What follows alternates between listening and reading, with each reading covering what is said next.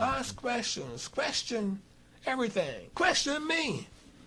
Don't take nothing I'm saying.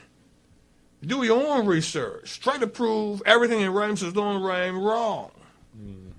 You know, question. Don't take anything. Question everything. Question everybody. Because when it comes down to it, this is the only thing we got is us.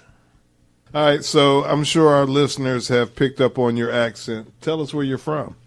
I'm from the island of Barbados, a small island in the Caribbean chain.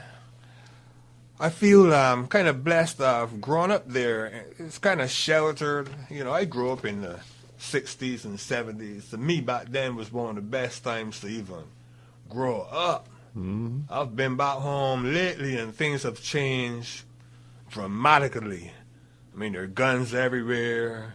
I mean, there's the rock music phenomena preaching the violence and the nudity and the, you know, even in the islands, they're preaching that mentality. And it's just crazy. Folks don't even fist fight anymore. They just shoot you. And the thing is, in the islands, there's no place to go. Right. There's no place to run to. Right. Everybody knows you. You know, they know your mama. She's right down the block. The island's only like 20 miles long, but maybe 10 miles wide at the longest parts. Where you gonna go, man? Right. So they're pumping all these guns in a little place surrounded by water, and they're pumping that environment, that mentality.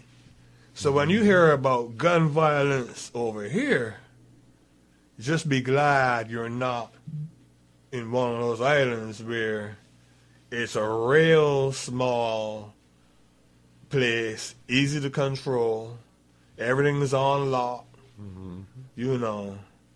So when I hear folks talking about how awful it is here in the United States, I wish some folks would travel and see some other places.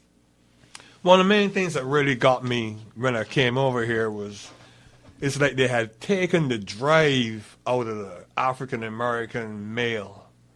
I tried to communicate with some young brothers, man. I mean, back then I was a young brother. I'm still a young brother today, if you ask me, but, you know. Some of my cats were like, they didn't even want to try. It's like they didn't have any drive left in them.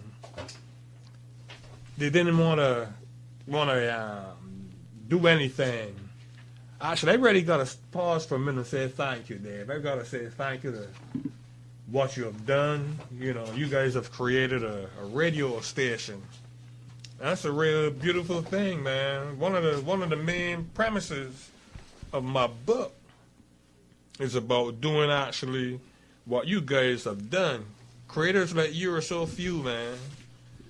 Well, thank you, brother. We appreciate it. But like we said, we've always felt this was a platform given us by God to do just this, to bring awareness to people, to do what you're suggesting, to open their minds and think outside the box and don't always take things at face value.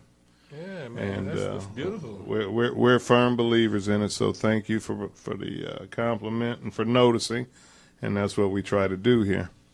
All right, so you said basically the book is based off 100 different rhymes, that you've done research, that you've done conversations. So basically, how long was this book in the making? From the time that you conceptualized the book till, and I'm sitting here looking at it in print, give us a little bit about the journey and the way that these things came about. Wow, now that's a deep question right there. I'll have to break that up in parts, man. This book has been in the making for several years.